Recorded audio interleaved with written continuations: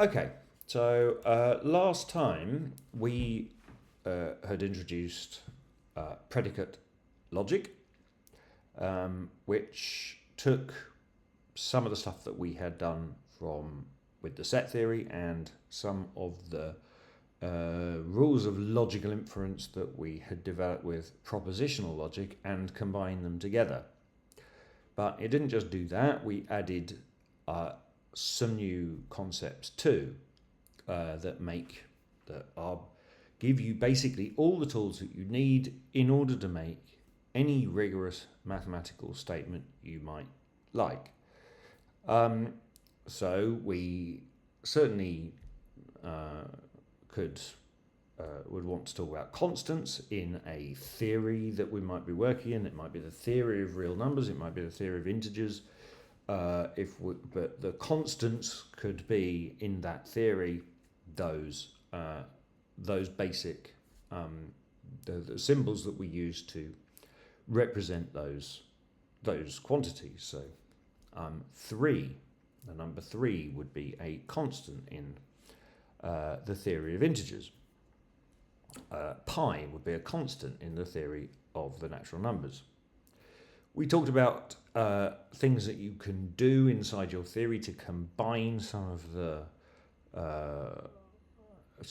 constants that you have. So operations could be addition, could be multiplication.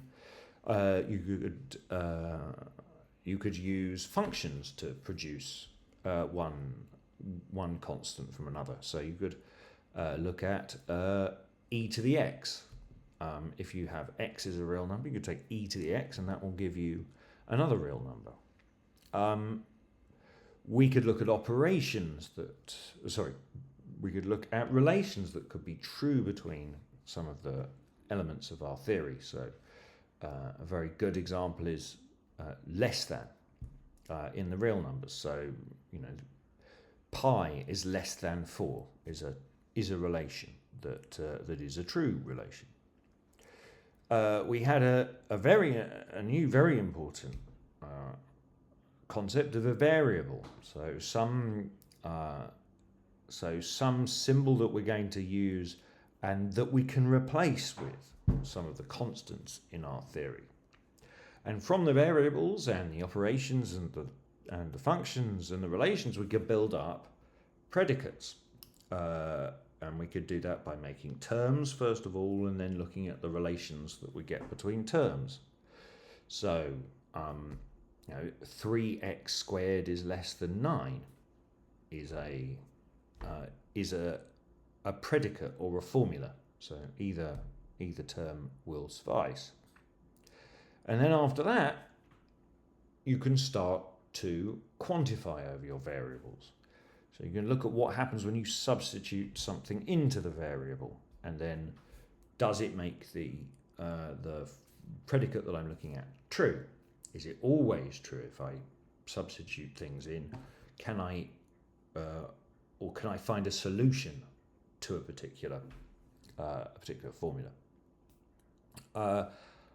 And if you think about the things that you know about the facts that you know about mathematics, like there are infinitely many prime numbers, it will turn out that actually this is really just a sentence, so a predicate where you have quantified over every variable that appears in it, and that way you can make general statements.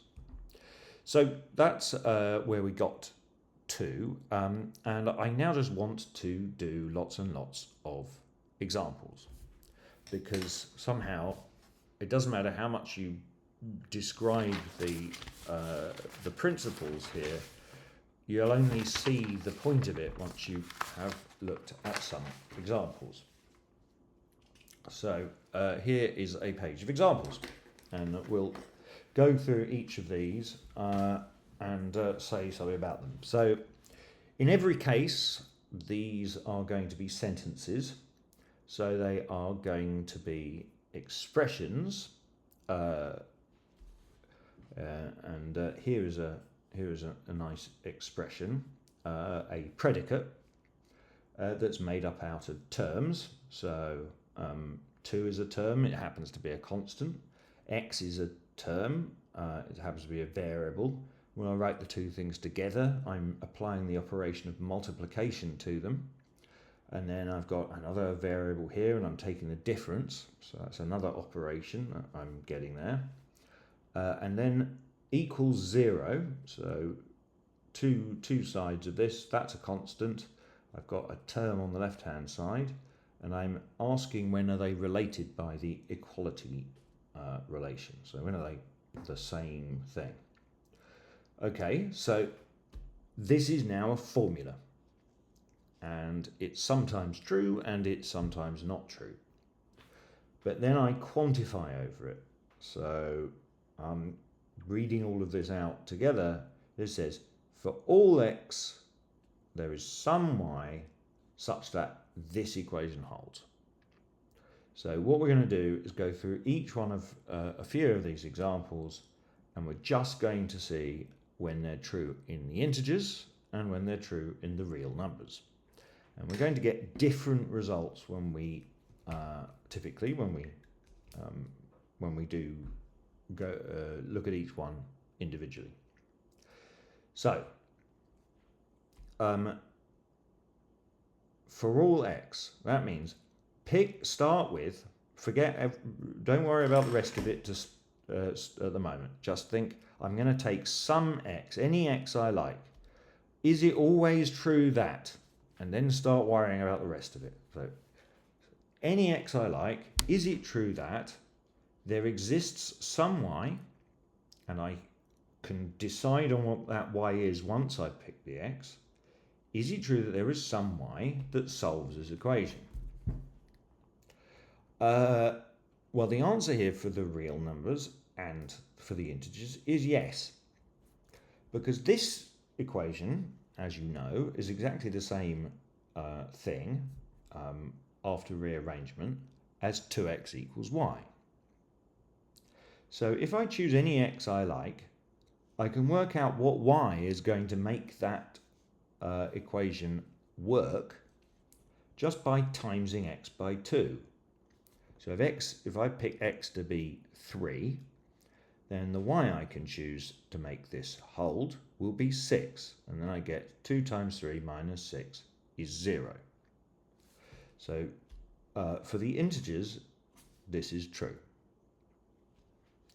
And for the real numbers, it's also true. Because if I can solve an equation over the integers, I can certainly solve it over the real numbers. Let's look at the next one. So, and this is going to show you why it really does matter which way round you put these quantifiers.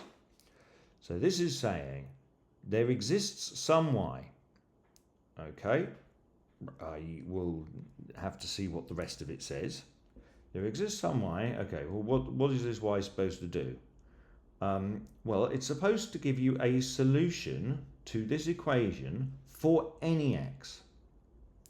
So, if I have to first of all think of a y, some y, and it has to do the following thing. It means that any x I choose afterwards, it's going to satisfy this equation. So I don't know what this y is going to be, but if it could be the number 1 might work. Could the number 1 work here? Well, it means that for any other x I choose, could be 5, could be 7, if I plug in these numbers, 5, 7, whatever I like, this equation has to hold. It should be pretty easy to see that's not going to happen, because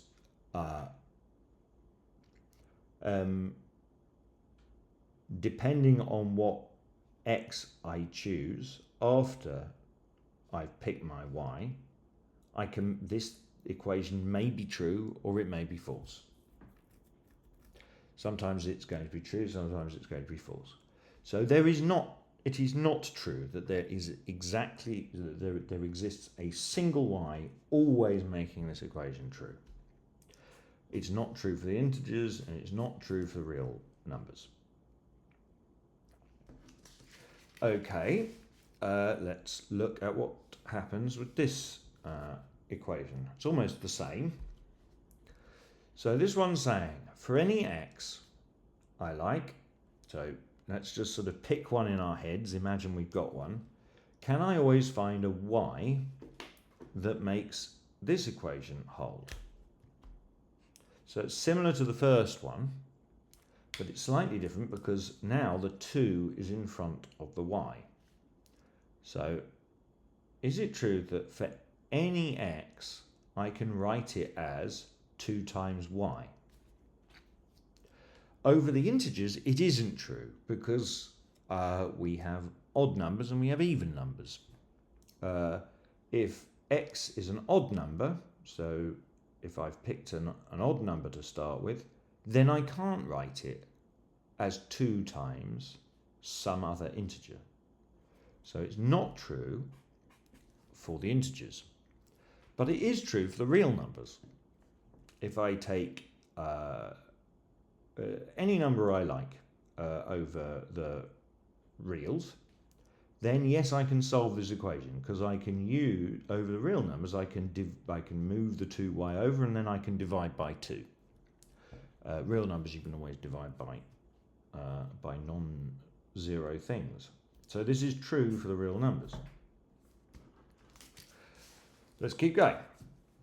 So here we've got one that's a bit more complicated. We've got one of these nice implies signs in it. We'll come to that.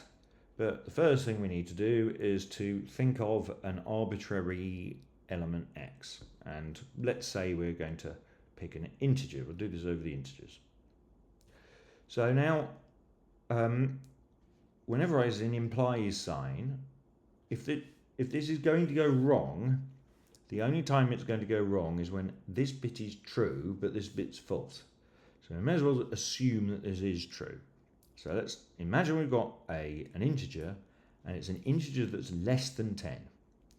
Is it true that this is a fact? Is it true that any integer that's less than the one I first thought of has to be less than 9?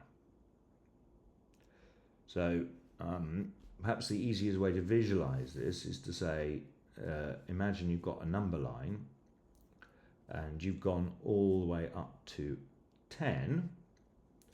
If I want an integer that is less than 10, so this is going to be my x, then if it's strictly less than 10, it has to be less than or equal to 9. But now if I take an element y, so an integer y, that is strictly less than x, then yes, it has to be strictly less than 9 because it has to be 1 unit at least down from the maximum that x is. So this is true for the integers, but it's not true for the real numbers. So just being less than 10, well, I could be 9.99, right? But then 9.98 is strictly less than 9.99, but it's not strictly less than 9. So I'll put false, e.g. take x equals 9.99 and y equals 9.98. Okay, so it really is making a difference. First of all, what order we are seeing the quantifiers in and what theory we're working in. 2 more and then we'll stop. So let's read this out. There exists a y. Okay, I'm already suspicious because it's got to do something very specific no matter what x I think of. But let's see. Or depends, of course. But there exists a y such that. Okay, there exists an x. Okay, so there exists a pair of x and y that make the following equation work. Okay, that's less of a worry because if I've just got to pick some y and depending on that, some x, can I make this equation hold? Well, yes, I can.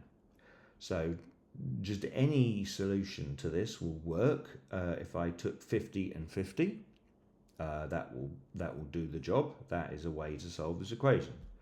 And if I can solve an equation over the integers, then I can solve an equation over the reals. So I could say e.g. x equals y equals 50.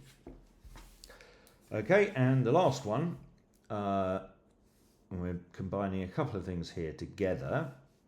So this one is saying for all x, so imagine you've chosen some x, any x you like, and let's do it for the integers first. Is it always the case that I can find a y such that y is bigger than x? Yes, that is true. But is it also true that once I've done that, I can find a z such that y plus z is equal to 100? Yeah, it is. Because even if I have to use a negative number for a z, I can still find something that's going to add up to be 100. How do I know? I can just rearrange this equation and I'll take z is equal to 100 minus y. So this is going to be true over the integers, and similarly it is also true over the reals. So that is true.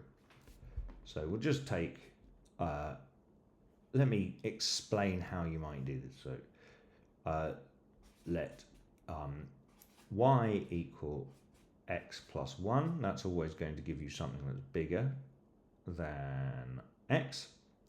And then let z be equal to 100 minus y. So 100 minus y. And if I want to, I can rewrite that in terms of x. I'm going to get 99 minus x.